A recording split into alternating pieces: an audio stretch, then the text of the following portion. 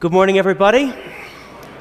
It is so good to be with you today to celebrate this Mass.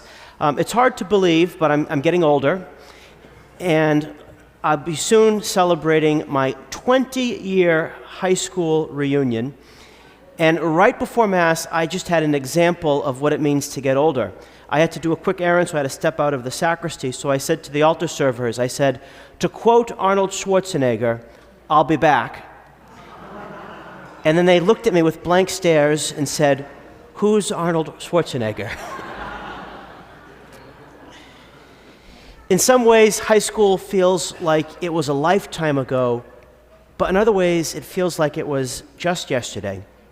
One of the things that I remember from my high school religion classes was how the teachers would often hold up counter-cultural religious figures.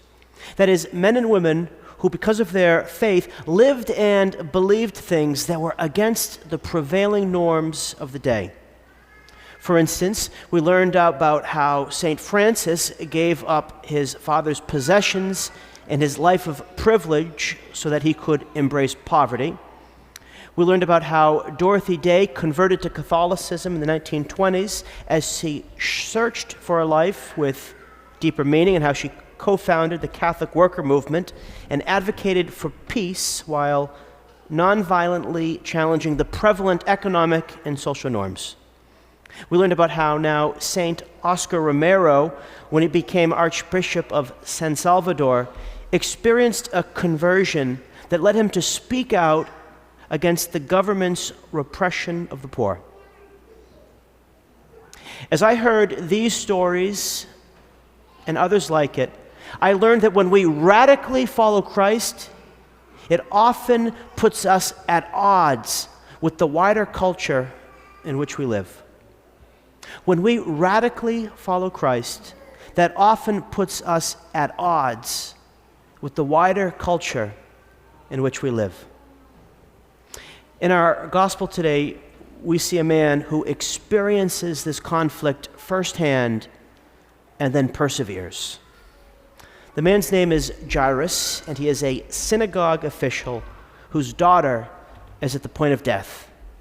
Jairus pushes his way through the crowd, and he intercepts Jesus as Jesus is getting off a boat.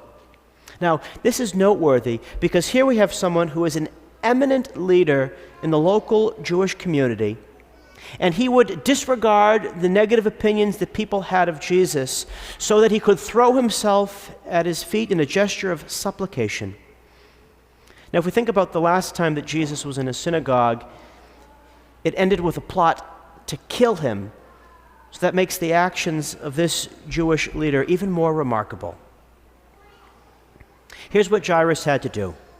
Jairus had to let go of what others thought of him so that he could beseech Jesus to heal his daughter. And as Jesus is en route with Jairus to his house, people from Jairus' house arrive saying, "Your daughter has died. Why trouble the teacher any longer?" Now, Jesus disregards this message, and he assures Jairus, he says, "Do not be afraid. Just have faith." When you set out to follow God's will more closely, or when you set out to accomplish something great, you can always expect resistance, sometimes from the people closest to you. Very often, when we set out to follow God's will very closely, or when we set out to accomplish something great, we have to disregard the misguided influence of others. Now, for instance, St. Francis, when he set out to follow the call that God put on his heart, his family was so outraged that his father beat him and then locked him with chains in a cellar. Now, that's probably a more extreme example than any of the resistance that we ourselves have experienced, but maybe in your following of Jesus, you have experienced the more subtle forms of resistance. Like maybe a roll of the eyes when you show up to work or school on Ash Wednesday with ashes on your forehead. Or someone thinking that the time you spend in prayer or in church is wasted time. Heck, maybe you've even been trolled online for posting something religious. Or maybe you've lost friends, or you've had strained relationships with coworkers, classmates, or family members. And just a little bit of the resistance and other examples too that come when we follow Jesus. Now back to the gospel. By the time they arrive at Jairus' house, there was a commotion. And people are weeping and wailing loudly. Now, unlike most of us who nowadays are more stoic, ancient Jews mourned death with elaborate rituals. There'd be loud cries, dirges, flute playing, and sometimes to kind of create the atmosphere, they even hired professional mourners. Maybe that's what happened in this scene. But as they enter the house, we hear Jesus say, "Why this commotion and weeping? The child is not dead, but asleep." And what does it say happened next?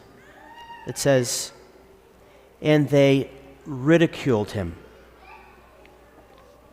So at this point of the gospel, Jairus again has another decision to make. Is he going to follow the crowd, or is he going to trust Jesus? So Jairus disregards the derisive laughs of the crowd. He trusts Jesus, and then along with Jesus, he enters the child's room. And Jesus took the child by the hand and said to her, "Talitha cum," which translated means, "Little girl, I say to you, arise." And we all know what happens. Immediately she rose and she walked around.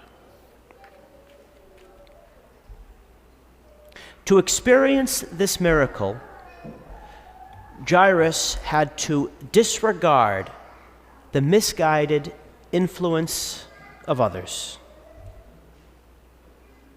Or, to use the word I learned in my high school religion class, Jairus had to be counter-cultural. The question for each of us today is this: in what way does your following of Jesus call you to be counter-cultural? In what way does your following of Jesus today call you to be countercultural? We don't live in Jairus' time and circumstance. We don't live in St. Francis's time or circumstance. We don't live in Dorothy Day or Oscar Romero's time and circumstance. You live in your own time and circumstance. And so if you want to follow the call of Jesus more closely in your life, you have to understand which ways you are called today, here and now, to go above and against the currents of our time, to be countercultural. Maybe it means forgiving somebody that nobody expects you to forgive.